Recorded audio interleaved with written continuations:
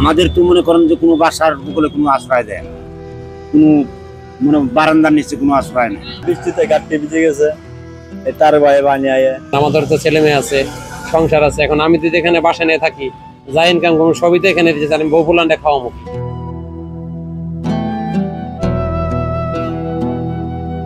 এই যে শিলাবৃষ্টি হচ্ছে বা এই ধরনের ঝড় তুফান হয়, তখন আপনারা কি করেন? তখন আমরা এই যে প্লাইয়ের অপারের নিচে যা থাকি, বৃষ্টি তো বাতাস বুতাস উঠলে তখন মনে করেন যে চেঁচা মেচা যায়, তখন অমনি তিরপল দিয়া পর্দা দিয়া অমনি আর কি গায়ে ডাইকে রাখি, এইভাবেই থাকা লাগে। কষ্ট হয়, কষ্ট তো হবেই, কষ্ট ছাড়া কি আর জীবন আছে নাকি? আমাদের তো মনে করেন যে কোনো বাসার বলে কোনো আশ্রয় দেয় না, মানে বারান্দার নিচে কোনো আশ্রয় নেই, এইভাবেই আর কি থাকা লাগে রাস্তাঘাট। আমি ঢাকায় আছি, না হলেও মনে করেন যে আজ 25-26 বছর। ঢাকায় এত কষ্ট করছেন, দেশের বাড়িতে কেন যান না? ওই জায়গায় কাজ করেন না? ওই জায়গায় কাজ করি না মামা, ওই জায়গায়ও কাজ করি, কিন্তু মনে করেন ও পরিশ্রম দিয়ে তো আমাদের মনে যে সংসার চালাই, যেভাবে সংসার চালাই এইভাবে সংসার চলে না। এটা হলো কি মনে করেন এটা আমাদের গায়ে খাটা পেশা হয়ে গেছে, তাছাড়া কোনো উপায় নেই। আমাদের ভ্যান গাড়ি আছে, ভ্যানের উপরে উপরে পলিথিন দিয়ে বসে থাকি, তো অন্তর ঘুমানো যায় না। চতুর্দিক থেকে পানি আসে, তো অন্তর ঘুমাইতে পারি না, বিছনাবাস থেকে গাড়াইয়া বসে থাকি। যদি রাত ভরে ভাবে বৃষ্টি হয়, ঝড় হয়, তাহলে রাত ভরে বয়ে থাকি। এই শিলাবৃষ্টি দিলে তো অনেক পাথর পড়ে উপর থেকে, তখন কি করেন? এখন ভাই কপালে যা আছে, এই যে এই ছাদের নিচে সানসেটের নিচে ভ্যান গাড়ি লাগে মশাই টানে, এখন উপরে চলে আসলে কিছু করার নাই ভাই। আমরা এখানে দাঁড়াই থাকি, ওখান থেকে বেরিয়ে এখানে দাঁড়াই থাকি, মাথার মধ্যে কাটি উঠে দাঁড়াই থাকি, যাতে কোনো সমস্যা নয়। ভাই এখন বাসা বাড়ি থাকবো, বাসা বাড়ি নিয়ে ভাড়া দেওয়ার মতো তো ইনকাম আমাদের হয় না, আমাদের তো ইনকামের অবস্থা খুব খারাপ, বুঝতে পারছেন? আমাদের তো ছেলে মেয়ে আছে, সংসার আছে। এখন আমি যদি এখানে বাসা নিয়ে থাকি, যা ইনকাম করবো সবই তো এখানে দিতে, আমি বউ পোলান্ডে খাওয়াবো।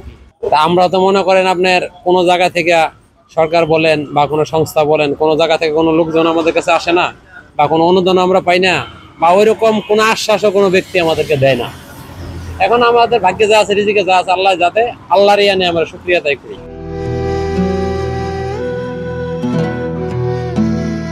ঝড় বৃষ্টি শিলা বৃষ্টি দিলে ওরা আপনার ওই বৃষ্টি গুছায় আপনার রাখি, রাখার পরে যখন কমে তখন আবার বিছনা বাড়তো। ভিজে মিজে যখন যায় এই সময় কষ্ট করে থাকতো, লেবারি কাজ করি, ভ্যান চালায়, অনেক লোক থাকে এই জায়গায়।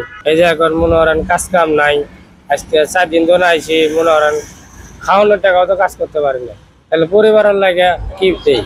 আমরা সরকারের কাছে কোনো অনুদান পাই না, আমরা খুব কষ্টে আছে। বৃষ্টিতে গাড়ি ভিজে গেছে, তার বাইরে বানিয়ে কষ্ট ভোগ করা লাগবে। পলিমলি উঠবে দিয়ে খাই, কষ্ট করি। বাসা ভাড়া নেন না কেন? বাসা ভাড়া নেই না, ইনকাম কম, এই জন্য বাসা ভাড়া নিয়ে করতে পারি। ভ্যান গাড়ি চালায় টুকটাক, ওই কতদিন খেয়ে হয়, কতদিন হয় না, কতদিন আবার বসে না থাকার আগে কোনদিন একটা না 3-4 দিন নাই। বাড়িতে মনোরঞ্জন যে টুকটাক করে ইলে দিয়ে চলাফিরে কোনোরকম চলে। সময় চাপায় থাকি, আবার যেহেতু শুরু করি না আমরা পাতালি করি, বাজার ভিতরে হয় বয়ে থাকা লাগে। ঝড় তুফানের সময় আমরা যে কোনো এক দোকান কাটে যায় কিনারে দাঁড়াই থাকি। রাতে তো অনেক সময় সব কিছু দোকান তো খোলা থাকে না রাতে, ওখানে কষ্ট করি আর কি, গাড়িতে বসা থাকি, তিরপাল দিয়ে ডাইকে রাখি। তারপরে ঝড় বৃষ্টি কমে গেলে তখন বিছনা বাইরে শুয়ে পড়ি। তো আপনাদেরকে কেউ সহযোগিতা করে ওই সময়? না, কেউ সহযোগিতা করে। গরিব মানুষ আমরা আর কই যাবো, এইভাবেই তো আমার কষ্টের জীবন, কষ্ট করতেই হয়।